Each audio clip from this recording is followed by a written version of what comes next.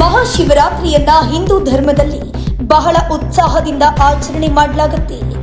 ಈ ದಿನವನ್ನ ಶಿವನ ಭಕ್ತರಿಗೆ ಬಹಳ ಮುಖ್ಯವೆಂದು ಪರಿಗಣಿಸಲಾಗಿದೆ. ಈ ದಿನವು ಶಿವ ಮತ್ತು ಮಾತಾ ಪಾರ್ವತಿಯ ಆರಾಧನೆಯ ದಿನವಾಗಿದೆ. ಹಿಂದೂ ಕ್ಯಾಲೆಂಡರ್ ಪ್ರಕಾರ ಮಹಾಶಿವರಾತ್ರಿಯನ್ನ ಮಾಘ ಮಾಸದ ಕೃಷ್ಣ ಪಕ್ಷದ ಚತುರ್ದಶಿ ತಿಥಿಯಂದು ಆಚರಣೆ ಮಾಡಲಾಗುತ್ತೆ.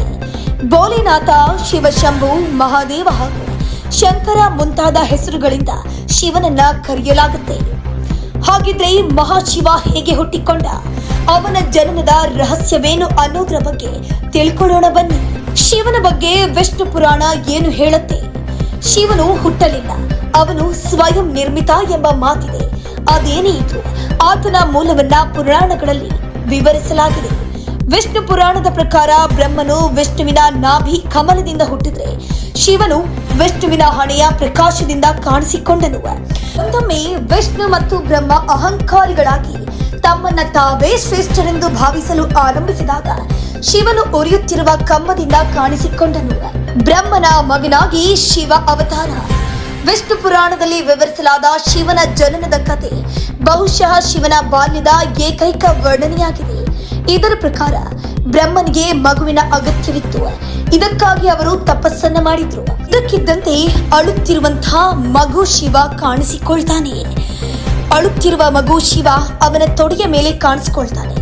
ಬ್ರಹ್ಮನು ಹುಡುಗನನ್ನ ಅಳಲು ಕಾರಣವನ್ನ ಕೇಳಿದಾಗ ಆತ ನನಗೆ ಹೆಸರಿಲ್ಲ, ಅದಕ್ಕಾಗಿ ಅಳುತ್ತಿದ್ದೇನೆ ಅಂತ ಉತ್ತರಿಸಿದ. ನಂತರ ಬ್ರಹ್ಮನು ಶಿವನಿಗೆ ರುದ್ರ ಅಂತ ಹೆಸರಿಟ್ಟ, ಅಂದರೆ ಅಳುವವನು ಎಂದರ್ಥ. ಆದ್ರೆ ಈ ಹೆಸರಲ್ಲೂ ಶಿವ ಮೌನವಾಗಿರಲಿಲ್ಲ.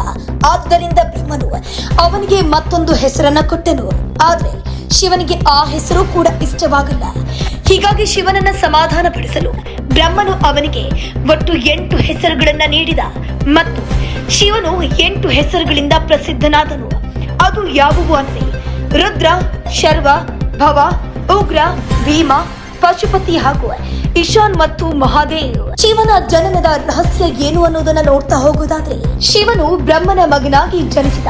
ಹಿಂದೆ ವಿಷ್ಣು ಪುರಾಣದಲ್ಲಿ ಒಂದು ಕಥೆ ಇದೆ. ಇದರ ಪ್ರಕಾರ ಭೂಮಿ, ಆಕಾಶ ಸೇರಿದಂತೆ ಇಡೀ ಬ್ರಹ್ಮಾಂಡವು ನೀರಿನಲ್ಲಿ ಮುಳುಗಿದ್ದಾಗ ಬ್ರಹ್ಮ, ವಿಷ್ಣು ಮತ್ತು ಮಹೇಶ್ವರ ಹೊರತುಪಡಿಸಿ ಯಾವುದೇ ದೇವರು ಅಥವಾ ಜೀವಿ ಇರಲಿಲ್ಲ. ಆಗ ವಿಷ್ಣು ಮಾತ್ರ ತನ್ನ ಶೇಷನಾಗನ ಮೇಲೆ ನೀರಿನ ಮೇಲ್ಮೈನಲ್ಲಿ ಮಲಗಿರೋದು ಕಂಡು ಬಂತು.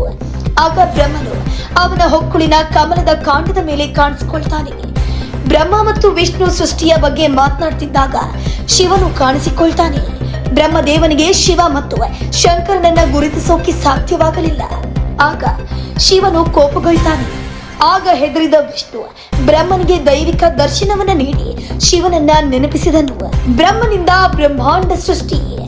ಆಗ ಬ್ರಹ್ಮನು ತನ್ನ ತಪಸ್ಸನ್ನ ಅರಿತುಕೊಂಡನು ಮತ್ತು ಶಿವನಿಗೆ ಕ್ಷಮೆಯಾಚಿಸಿದನು ಮತ್ತು ತನ್ನ ಮಗನಾಗಿ ಜನಿಸಲು ಅವನ ಆಶೀರ್ವಾದವನ್ನ ಕೋರಿದ. ಶಿವನು ಬ್ರಹ್ಮನ ಪ್ರಾರ್ಥನೆಯನ್ನ ಸ್ವೀಕರಿಸಿ ಅವನಿಗೆ ಈ ವರವನ್ನ ನೀಡ್ತಾನೆ. ಬ್ರಹ್ಮನು ಬ್ರಹ್ಮಾಂಡವನ್ನ ಸೃಷ್ಟಿಸಲು ಆರಂಭಿಸಿದಾಗ ಅವನಿಗೆ ಒಬ್ಬ ಮಗನ ಅಗತ್ಯವಿತ್ತು ಮತ್ತು ನಂತರ ಅವನು ಶಿವನ ಆಶೀರ್ವಾದವನ್ನ ನೆನಪಿಸಿಕೊಂಡನು. ಆದ್ದರಿಂದ ಬ್ರಹ್ಮನು ತಪಸ್ಸು ಮಾಡಿದನು ಮತ್ತು ಶಿವನು ಅವನ ತೊಡೆಯ ಮೇಲೆ ಮಗನಾಗಿ ಕಾಣಿಸಿಕೊಳ್ತಾನೆ. ಶಿವನ ಈ ನಿಗೂಢ ಕಥೆಯು ಅವನ ಶಕ್ತಿ ಮತ್ತು ವೈಭವದ ಬಗ್ಗೆ ನಮಗೆ ಅರಿವು ಮೂಡಿಸುತ್ತೆ. ಮತ್ತಷ್ಟು ಸುದ್ದಿಗಳಿಗಾಗಿ ನೋಡ್ತಾ ಇರಿ ಪಬ್ಲಿಕ್ ನ್ಯೂಸ್ 24x7. ಇದು ಸತ್ಯದ ಧ್ವನಿ.